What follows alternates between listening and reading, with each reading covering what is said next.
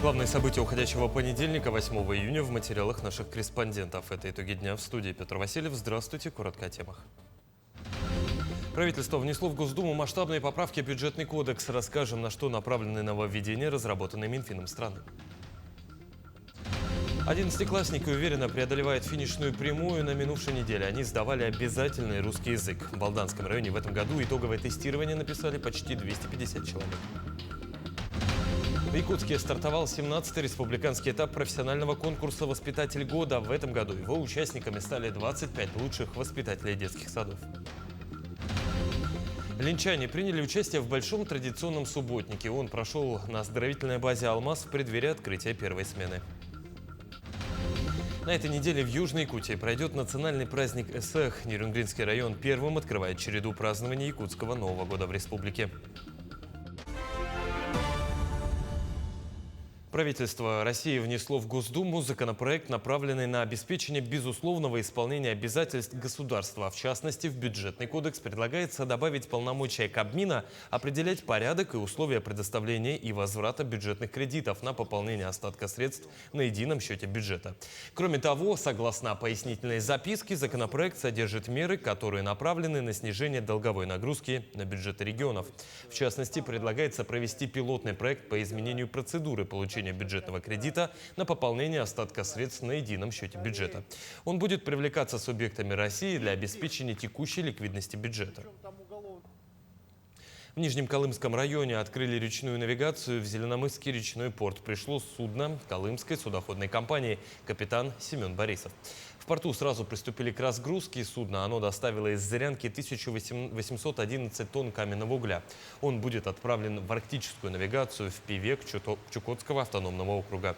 Речная навигация в районе началась успешно. Разгрузка проведена оперативно. СОТ 1132 вышел в обратный путь в Верхний Колымский район.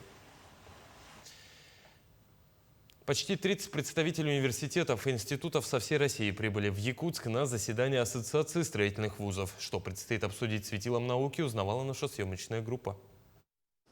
Больше 30 лет Ассоциация строительных вузов выступает мостиком между студентами, работодателями и государством. Но самое важное – организация формирует программу подготовки строительных специальностей. Каким будет образовательный стандарт в ближайшие годы? Свой ответ на вопрос представят ректоры, доценты и преподаватели из разных регионов страны. Мы очень рады тому, что достаточно много ведущих университетов приехали на Всероссийский федеральный университет для того, чтобы обсудить будущее, как будущие строители будут получать свои знания.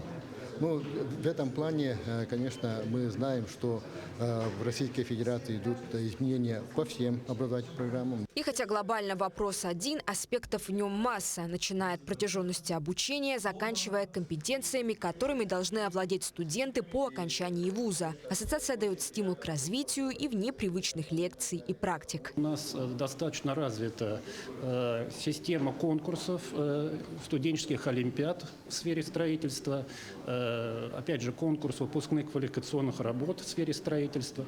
Выпускники имеют возможность показать себя и предложить себя, собственно говоря, на рынке услуг. И раз уж заседание проводится в Якутске, то наши специалисты не могут не поделиться своим опытом. К тому же им есть что рассказать. Республика уже несколько лет подряд один из лидеров по объемам введенного жилья на Дальнем Востоке. Сейчас власти работают над тем, чтобы кадры, которые стоят за строительством сотен тысяч квадратных метров, получали квалификацию здесь, в Якутии. У нас стоит очень большая задача, которая поставлена нашим главой, Арсением Сергеевичем Николаевым, о том, чтобы мы поэтапно до 30-го года заместили большую часть прибывающей иностранной рабочей силы. Задача амбициозная, но мы ее должны определенно выполнить. В ассоциации понимают, что привлекать молодежь в рабочие профессии нужно со школьной скамьи, чтобы выпускники профильных классов шли в вузы с четким видением карьерных перспектив. Бесшовное образование не просто слова, а вполне досягаемая цель. Ржана Гармаева, Илья Сыромятников, Якутск. 11-классники уверенно преодолевают финишную прямую. Напомню, на минувшей неделе они сдавали обязательный русский язык.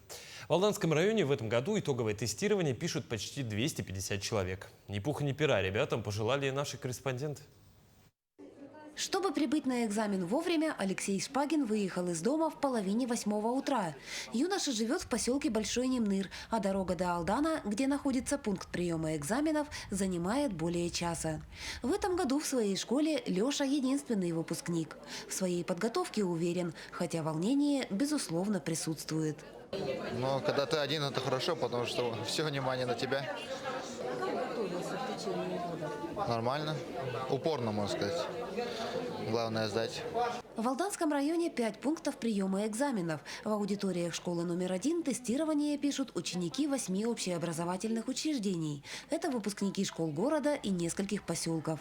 В Лебедином, как и в Большом Немныре, общее и среднее образование в этом году завершает 1 человек.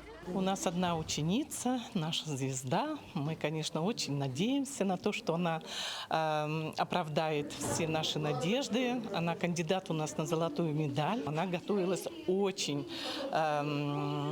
настойчиво, методично. Молодец, девочка. Мы надеемся, что у нее все получится. В этом году в Алданском районе ЕГЭ сдают 180 человек, а также 12 выпускников прошлых лет. Наряду с обязательными русским языком и математикой ребятам предстояло выбрать 2 дополнительных предмета.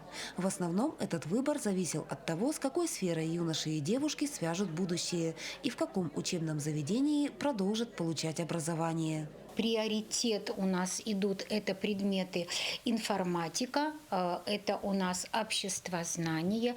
И, как ни странно, у нас в этом году математика профильная. У нас достаточно много ребят сдают. Но хотелось бы сказать, что в этом году, я думаю, что это отрадно, что выпускники, оканчивающие 11 класс, у нас выбрали почти в 2 раза больше физику и химию. Основной период сдачи единого госэкзамена продлится с 1 июня по 9 июля. В этом году по ряду дисциплин увеличился минимальный проходной балл. Некоторые нововведения затронули контрольно-измерительные материалы. Самое большое, думаю, это будут касаться всех ребят. Увеличились количество слов на сочинение. Теперь засчитываться будет только то сочинение, в котором будет 150 слов и более. По информатике мы переходим на программное обеспечение российского образца. То есть у нас ребята не будут работать в Word и в Excel, они будут работать в ОРД и ОРС. Экзамены являются порогом, который невозможно обойти. Его необходимо просто преодолеть. Не менее волнительным, по словам ребят, становится период ожидания результатов. Татьяна Вахнина, Сергей Шипачев, Александр Лукин, Алдан. 10 лет движению юнармии в Доме правительства прошло торжественное заседание российского детско-юношеского движения. Отличившихся курсантов наградили по итогам всех лет работы. Своих обладателей нашли знаки отличия, благодарственные письма за участие в проектах движения. Сегодня в юнармии состоит более 10 тысяч человек со всей республики. В каждом селе, районе и городе есть свое первичное отделение, куда могут вступить юноши и девушки с 8 лет. Она 2,5 года занимается, как и многие наши дети. Очень нравится ей. Вот она такая девочка была, но придя в юную армию, она стала таким настоящим патриотом. Она стала изучать историю, она научилась собирать автоматы, освоила различную технику, такую как вот введение дронов. Во всех районах существуют штабы юной армии, можно обратиться в штабы, а также через образовательные организации. Конечно же, в каждом образовательном организации есть представители юной армии. Ленчане приняли участие в большом традиционном субботнике. Он прошел на оздоровительной базе «Алмаз» в преддверии открытия первой смены. Подготовить базу для отдыха детей приехали около 100 человек. Это 10 коллективов. За несколько часов был расчищен каждый уголок. Подробности далее. Перед участниками субботника, сотрудниками муниципальных учреждений и компаний недропользователей стояла серьезная задача – собрать прошлогоднюю листву и траву. Вооружившись инвентарем, граблями, метлами, мешками и перчатками, они направились в бой с природным мусором. Мы готовимся к летнему сезону. Сегодня у нас организован традиционный субботник. Принимает в нем участие порядка 90 человек. Эти 90 человек – это администрация района, комитет по молодежной и семейной политике, комитет по физической культуре и спорту, отдел администрации района. «Газпром» нас сегодня поддержал, конечно же, «Гранит» и многие другие бюджетные учреждения, культура в том числе. Мы готовимся, прибираемся, ждем детишек с большим удовольствием. В этом году у нас будет запланирована установка новой спортивной спортивные полосы препятствий для ребят, поэтому их ждет много интересного и веселого. Ну а пока не скучно было участникам субботника. Они в приподнятом настроении убирали отведенную для каждого коллектива территорию. Трудились дружно и слаженно. Я сегодня приехала с коллегами. Я, конечно же, в отпуске, но решила поддержать. Мы занимаемся сбором мусора на лагере «Алмаз». Коллеги у нас реставрируют беседку. Это уже ежегодная традиция. Приезжаем перед открытием «Алмаза», помогаем, собираем мусор, чтобы уже дети потом заехали и была чистота и порядок. Совместными усилиями была убрана территория лагеря, опилены сухие ветки деревьев, очищены газоны от сухой прошлогодней растительности. Весь природный мусор вывезен. Очищаем территорию от лиственности, от загрязнения. Благоприятное дело просто для глаза, для вида, чтобы все было хорошо выглядело, красиво. Для детей. Погода благоприятствовала работе, а главное, настроение участников субботника было отличным. Каждый искренне делился не только своими физическими силами, но и вкладывал частичку души в будущий комфортный отдых ребят в лагере «Алмаз». Надо сказать, что в этом году был проведен ремонт корпусов в столовой, обновлены металлоконструкции в клубе, закуплен новый аттракцион. Все готово к летнему отдыху детей. Светлана Балеева, Виталий Андреев, Ленск. В Якутске стартовал 17-й республиканский этап профессионального конкурса «Воспитатель года». В этом году его участниками стали 25 лучших воспитателей детских садов, прошедшие муниципальные и улусные этапы. В течение 4 дней им предстоит пройти различные творческие задания. По итогам конкурсных соревнований определят 5 лауреатов республиканского этапа. Воспитателю же с наилучшим результатом выпадет возможность представить Якутию уже на всероссийском этапе профессионального конкурса. Воспитатели года в республиканском я вообще принимаю 2-й раз участие. На первый раз, когда я приезжала, были впечатления, были эмоции, но было, наверное, у нас мало подготовки. Сейчас мы набрались сил, свои ошибки увидели прошлого раза. И сейчас приехали попробовать свои силы еще раз. Эмоций очень много, положительных, новые знакомства, опыт приобретается очень большой. Что ждем? Ждем победы, ждем участия, ждем эмоций. С приходом лета в столице началось активное благоустройство и облагораживание скверов, площадок и улиц города зелеными насаждениями. Ежегодно работы ведутся по всему городу, где высаживают самые разные деревья, кустарники и цветы. Подробнее о том, как проходит озеленение, в сюжете далее. Активная работа по высадке растений в столице проходит по 3 участкам. Так, улицу Ларионова на данный момент озеленяют 650 саженцами ели и яблони. Помимо них также высадят такие кустарники, как боярышник и акация. Работа идет на качество. Специально для них рабочие собирают засохшие ветви и деревья, кладут под саженцы, чтобы те стали основой их будущего роста. Дальше продолжаем работу по улице Ларионова. Это продолжение набережного Романа Дмитриева. Да? Здесь мы собираем сухие ветки, которые уже погибли давным-давно, и потом мы их кладем в траншеи, где мы будем сажать живую изгородь и деревья. Это по методу Хольцера, австрийского ученого, работаем, который при засухе, при неполном поливе помогает растениям выживать и лучше приживаться. Такая же работа пройдет по улице Пояркова в районе между цирком и автовокзалом. Озеленению также будет подвержен сквер Матери, где обновят газон. Помимо деревьев и кустарников, ежегодно в Якутске высаживаются сотни тысяч цветов. Это чуть больше 10 разных видов. Среди них бархатцы, цинеравии, алисум, лобелия, виола и многие другие. Но, конечно же, большую часть из них составляют неприхотливые петунии, которые живут и растут, несмотря на различные погодные условия.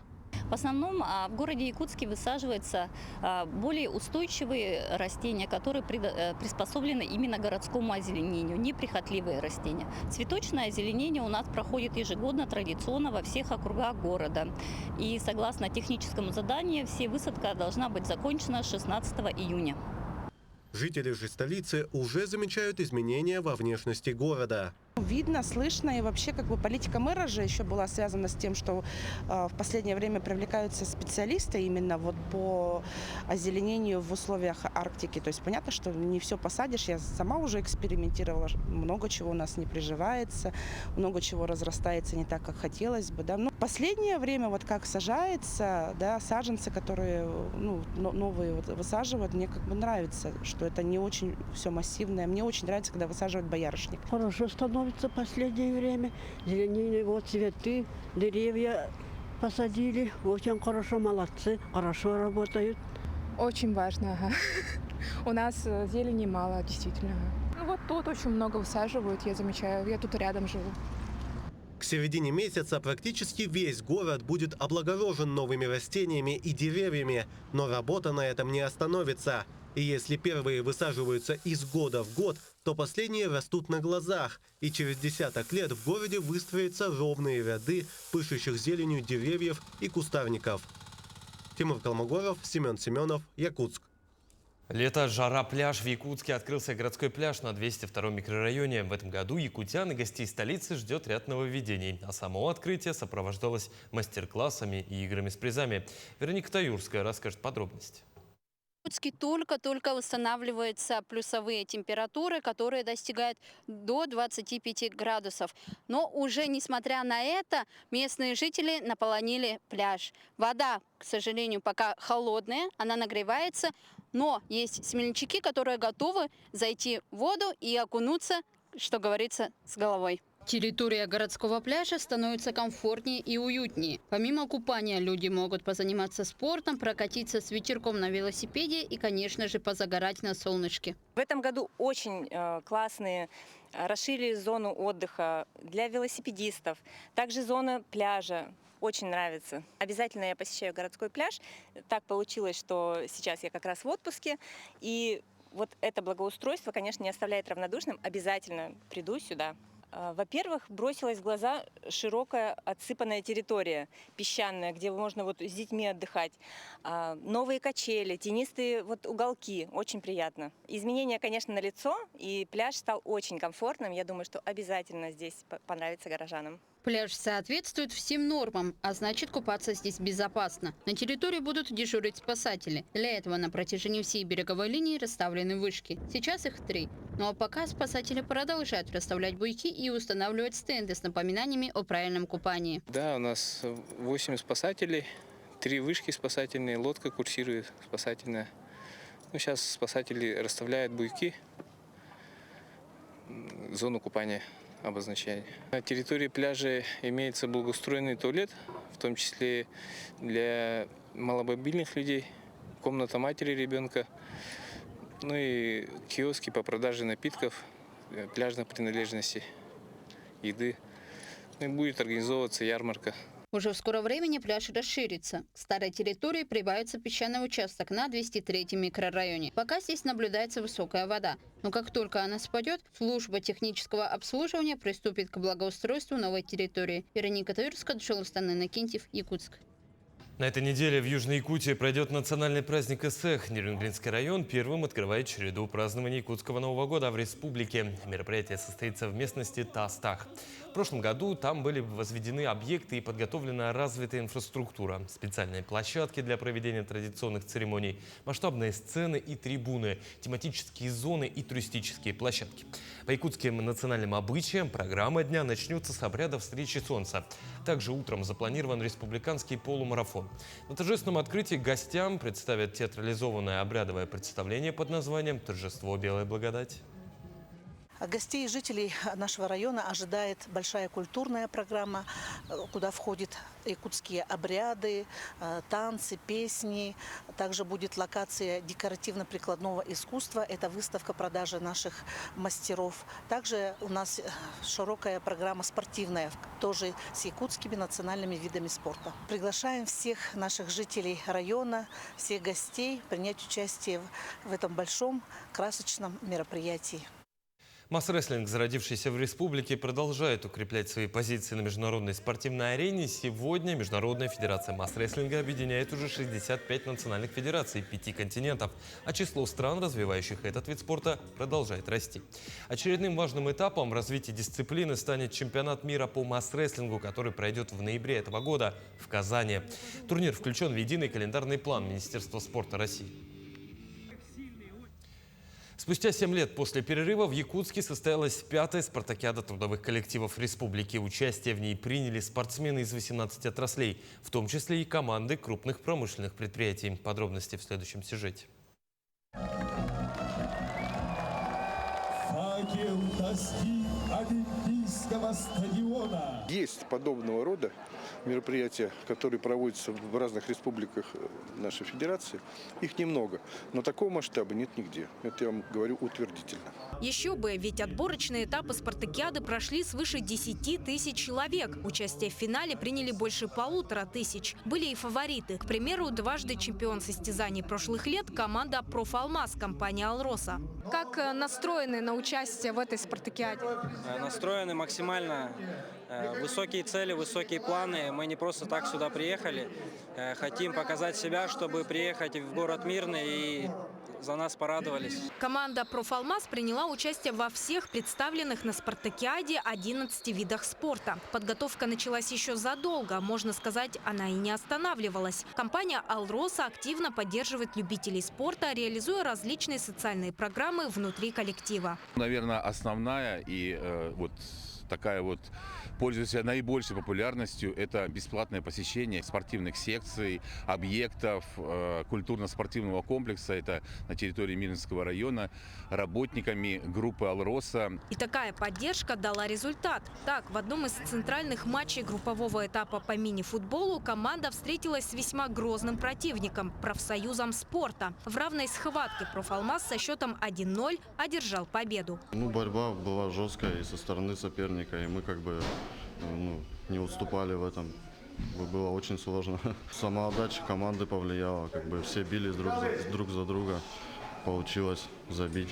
Но пока на одной спортивной площадке разгораются олимпийские страсти, на другой все решают семейные узы. Речь идет о преодолении полосы препятствий. Твоя команда – это твоя семья. Здесь, как отмечает еще один член сборной «Профалмаза» Марина Валентинасова, главное участие. Семья всегда вместе, это как-то объединяет, это запомнится потом надолго, что мы принимали в таком мероприятии, очень таком большом, это праздник, республика, честь для нас поучаствовать.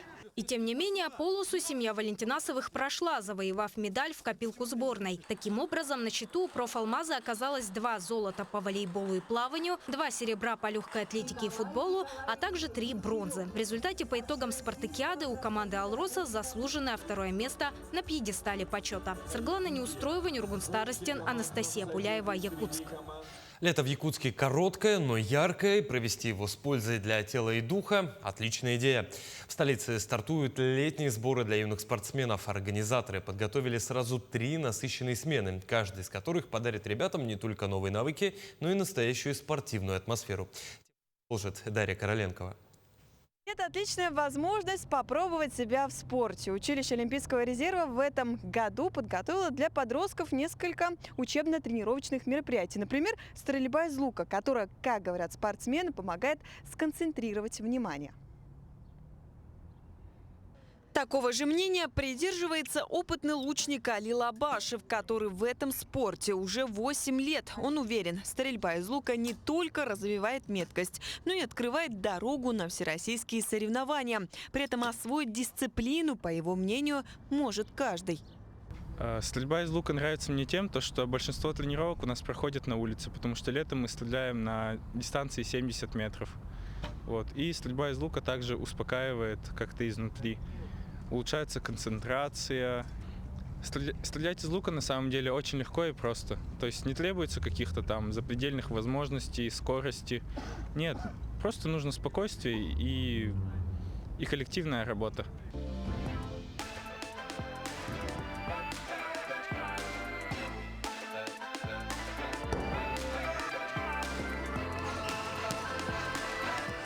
Ну а дальше спорт для самых стойких – бокс и дзюдо. Здесь будут выявлять перспективных и талантливых спортсменов с возможностью дальнейшего поступления. В секции бокса, например, будут работать сразу 3 тренера. Помимо основного тренировочного процесса будут проведены мастер-классы с участием известных спортсменов.